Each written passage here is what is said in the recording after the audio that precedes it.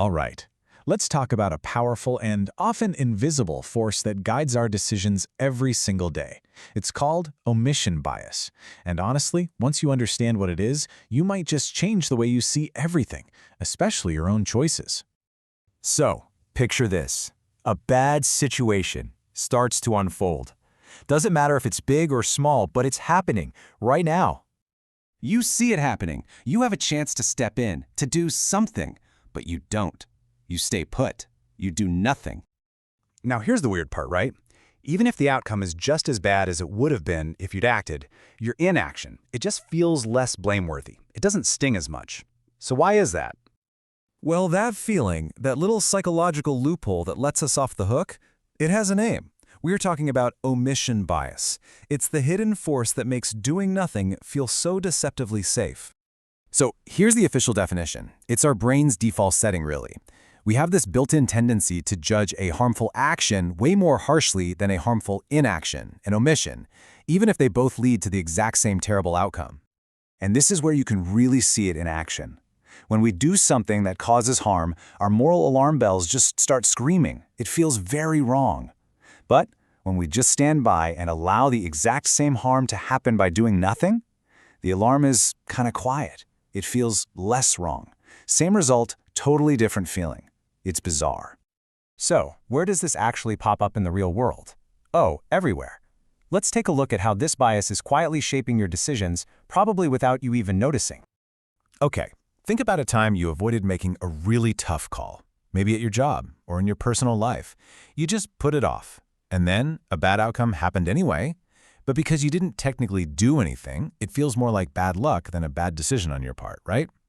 Yep, that's the bias talking. And you see this all the time in how we judge other people. The person who actively causes the problem, they're the villain, no question. But the person who just stands by and lets the very same thing happen, our judgment gets a lot softer. We might think they're passive, sure, but not nearly as guilty. This quote just nails the psychological appeal of doing nothing. When you don't act, you're essentially letting time or chance make the choice for you. And that creates this little buffer, this illusion of distance, that makes you feel so much less responsible for whatever happens next. So, why are we even wired this way?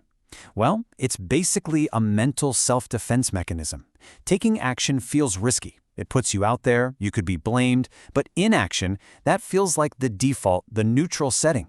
Responsibility just feels so much heavier when your fingerprints are all over the decision.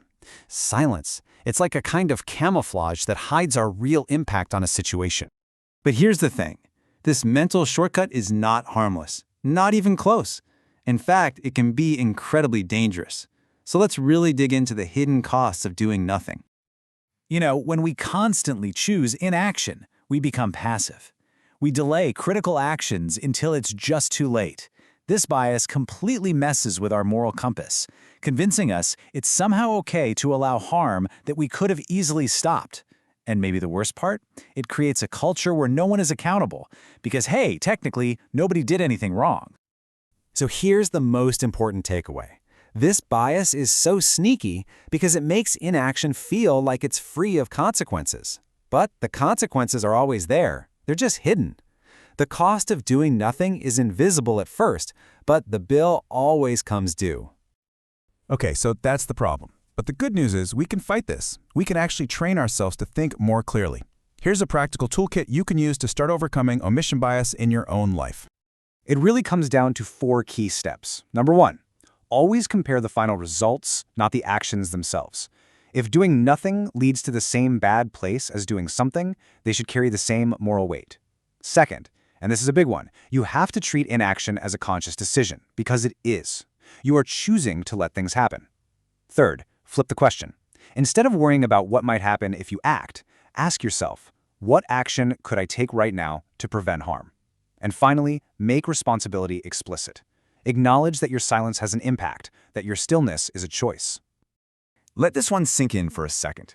We fall back on inaction because it feels safe. It feels like neutral ground. But when harm is on the table, there is no neutral ground. Staying safe is not the same thing as being neutral. And that really is the ultimate takeaway here. Thinking clearly means recognizing that our power isn't just in what we do, but also in what we choose not to do. The choices we don't make are still choices, and they are absolutely shaping our world, one omission at a time.